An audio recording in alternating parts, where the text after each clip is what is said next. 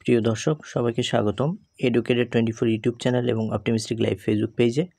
আজ আমি আপনাদেরকে যে বিষয়ে অবগত করতে যাচ্ছি 2025 শিক্ষাবর্ষের ষষ্ঠ থেকে অষ্টম শ্রেণীর বিষয় কাঠামো নম্বর ও সময় বন্টন এবং মূল্যায়ন পদ্ধতি সম্পর্কে। তো আপনারা ভিডিওটি না টেনে সম্পূর্ণ দেখুন এবং আমি এখানে বিশ্লেষণ করে আপনাদেরকে বুঝিয়ে দিচ্ছি যে নতুন শিক্ষাবর্ষ 2025 সালে কিভাবে ষষ্ঠ থেকে অষ্টম শ্রেণীর শিক্ষার্থীদের মূল্যায়ন করা যেতে পারে এবং তাদের প্রশ্ন কাঠামো নম্বর এবং সময় বন্টন এ সমস্ত বিষয় নিয়ে। তো আমরা ভেতরে প্রবেশ করি এবং আমরা বোঝার চেষ্টা করি যে নতুন বছরে আমরা কিভাবে শিক্ষার্থীদেরকে মূল্যায়ন করতে পারি। তো এখানে আমরা দেখতে পাচ্ছি যে প্রথমে এখানে তথ্য আমাদের শিক্ষা মন্ত্রণালয় থেকে যেটা দেওয়া হয়েছে এটা 2012 সালের সিলেবাসের উপরে বা শিক্ষাক্রমের উপর ভিত্তি করেই এটা করা হয়েছে। এবং আমরা এখানে দেখতে পাচ্ছি বিষয় কাঠামো নম্বর ও সময় বন্টন ও মূল্যায়ন পদ্ধতি।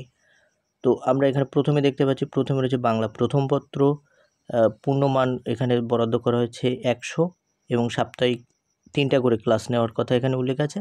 এবং মূল্যায়নের জন্য এখানে লিখিত সামষ্টিক মূল্যায়ন, অর্ধবার্ষিক এবং বার্ষিক পরীক্ষার কথা বলা হয়েছে। বাংলা দ্বিতীয় পত্র 50 নম্বর এবং সাপ্তাহিক ক্লাস করতে হবে 2টা করে। প্রথম পত্র এবং দ্বিতীয় পত্র বাংলার মতোই, তবে ক্লাসের সংখ্যা এখানে 4টি আর দ্বিতীয় পত্র হচ্ছে 2টি। গণিতের 100 নম্বর, সপ্তাহে কমপক্ষে 5টি ক্লাস নিতে হবে। বিজ্ঞানের ক্ষেত্রেও 5টি এবং বাংলাদেশ বিশ্ব পরিচয় সপ্তাহে কমপক্ষে 3টা ক্লাস নিতে হবে। তথ্য ও যোগাযোগ প্রযুক্তি বিষয় এখানে পূর্ণমান ধরা হচ্ছে 50 এবং সপ্তাহে 2টা করে ক্লাস নিতে হবে। ধর্ম বিষয়ে যে সাবজেক্টগুলো রয়েছে ইসলাম, হিন্দু ধর্ম বা খ্রিস্টান ধর্ম, বৌদ্ধ ধর্ম, এক্ষেত্রে রয়েছে পূর্ণমান 100, সপ্তাহে 3টি করে ক্লাস নিতে হবে এবং মূল্যায়নের জন্য একই নির্দেশনা বরাদ্দ আছে।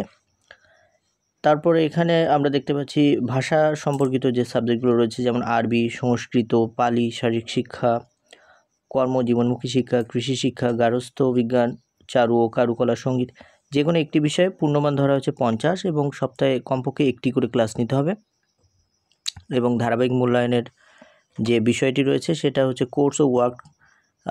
কোর্স ওয়ার্ক ভিত্তিক মূল্যায়ন এবং শ্রেণী কাজ, অনুসন্ধানমূলক, ব্যবহারিক কাজ, প্রজেক্ট, অ্যাসাইনমেন্ট এবং শ্রেণী অভিজ্ঞা, অর্থাৎ ক্লাসে সিটি বা ক্লাস টেস্টের মাধ্যমে এটা পরিচালিত করতে হবে।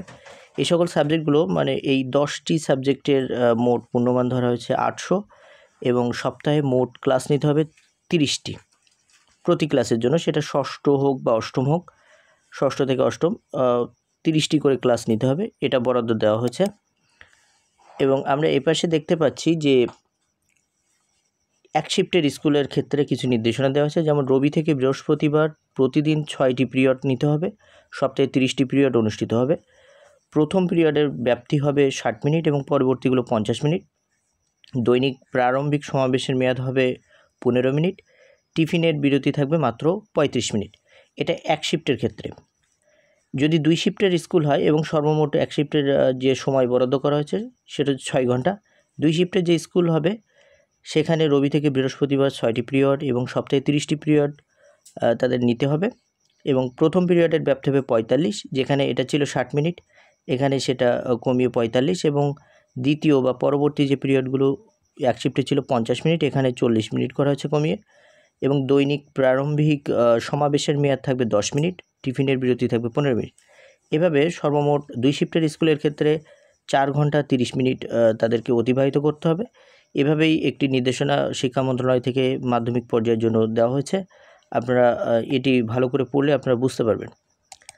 তো সর্বশেষ যদি আপনাদের এই ভিডিওটি কাজে লাগে এবং আমার চ্যানেলের খবরগুলো যদি আপনাদের ভালো লাগে, তাহলে সবসময় সঠিক খবর পাওয়ার জন্য আমার এই চ্যানেলটি অবশ্যই সাবস্ক্রাইব করে রাখবেন এবং মাধ্যমিক বিদ্যালয় সম্পর্কিত তথ্য তৎক্ষণাৎ আপনাদেরকে দেওয়ার জন্য এই চ্যানেলটি অবশ্যই সাবস্ক্রাইব করে রাখবেন। তো সবাইকে ধন্যবাদ।